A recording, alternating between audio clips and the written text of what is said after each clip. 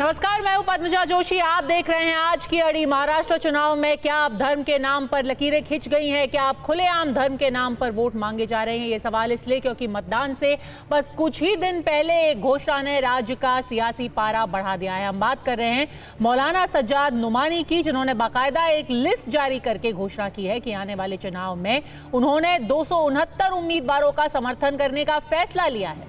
मौलाना सज्जाद नुमानी प्रवक्ता है all India Muslim personal law board के। उन्होंने कहा कि ये लड़ाई संविधान और देश को बचाने की है, इसीलिए उन्होंने सेक्युलर ताकतों का हाथ मजबूत करने के लिए बाकी बुद्धिजीवियों और एक्टिविस्ट के साथ मिलकर ये फैसला लिया है।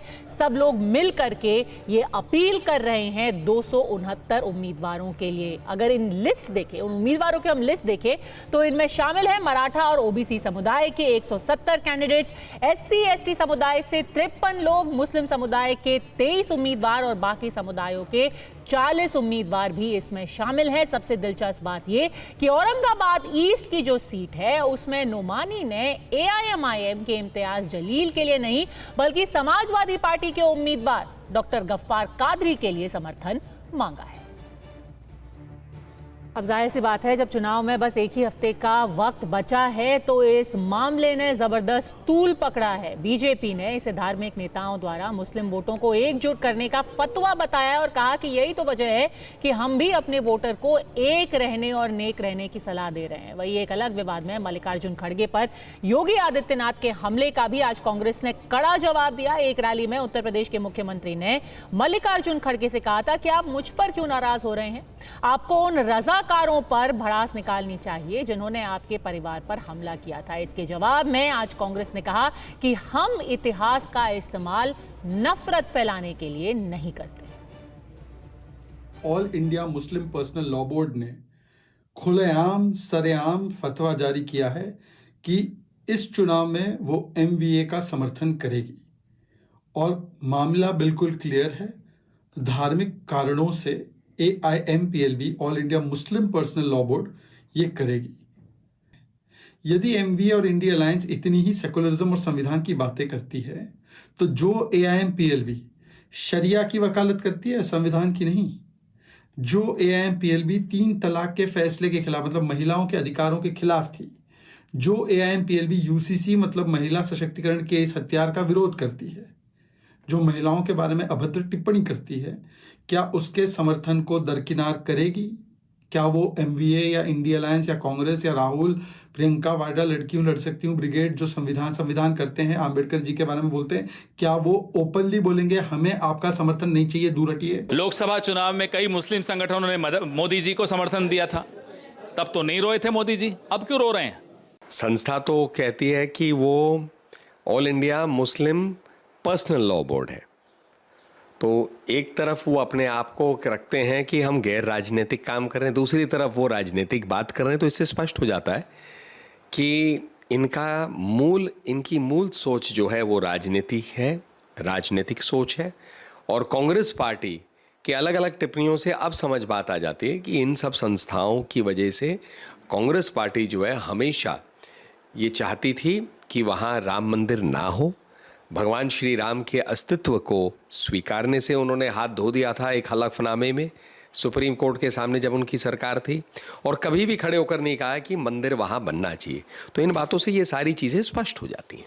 मुस्लिम पर्सनल लॉ बोर्ड हो या जो भी एक बड़े नेता हों, अगर वो अपना पक्ष रखा जाना चाहिए या नहीं रखा जाना चाहिए इस देश में, उन्होंने अपना पक्ष दिया। क्या आपने कहा महाविकास अघाड़ी उनको हमारे साथ उनको देखा, या हमने उनसे अपील करने को कहा, हमने उनसे ये मांग की, या हमने कहा कि प्लीज़ आप आइए और यहाँ पे प्रेस कॉन्फ्रेंस करिए और अपना समर्थन जताइए? क्या हमने कहा?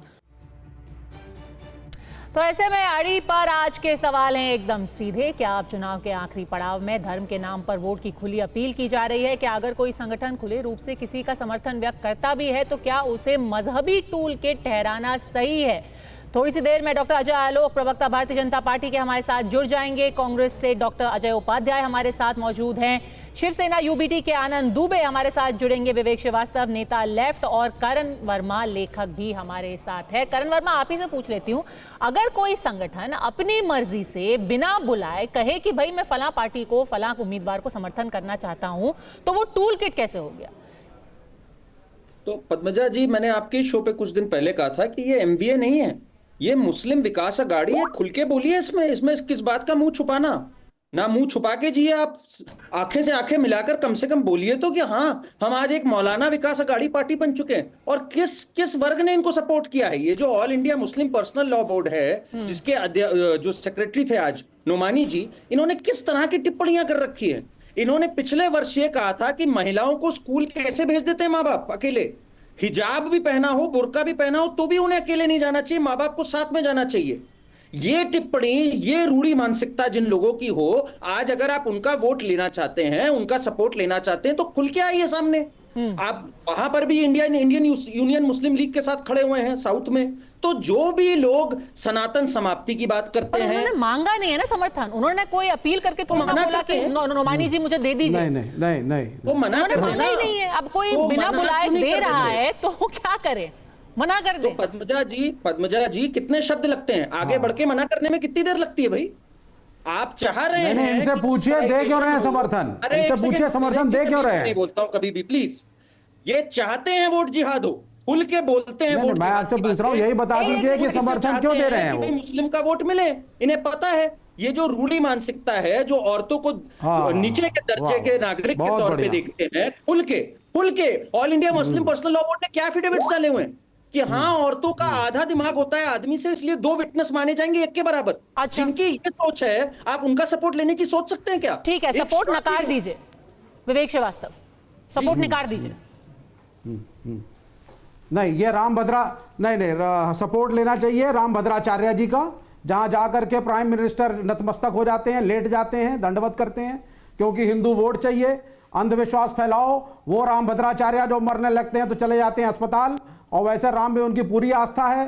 वो रामभद्राचार्य जो कहते हैं कि 4 तरह के ब्राह्मण निम्न कोटि के होते हैं, टोटली कास्टिस्ट रिमार्क्स देते हैं वो रामभद्राचार्य जो कहते हैं बहुत अत्याचार हो गया आसाराम के साथ, और अब तो इनको भाई किसी तरह से छोड़ना चाहिए। मैं प्रधानमंत्री से बात बनाया जा रहे हैं, कि इनका समर्थन चाहिए आपको, तो मन से नहीं लगा रहे हैं, ये सब कुछ है, सब कुछ है, आप पढ़ते नहीं है। मुझे बताइए, तो सुनिए आप एक मिनट। जब मेंटेनेंस बिल्कुल, उन्होंने करण वर्मा, आपने कहा मुझे इंटरप्शन नहीं चाहिए, आप ही मत इंटरप्ट उन्होंने सब एक एक करके आराम से अपनी बात रखेंगे। हाँ। उन्होंने उपाध्याय समेत 4 ब्राह्मणों के वर्गों को नीच बताया है, निम्न कोटि का बताया है, और टिप्पणियां करी हैं, सबके सामने हैं। आपको नहीं पता है तो आप जाने।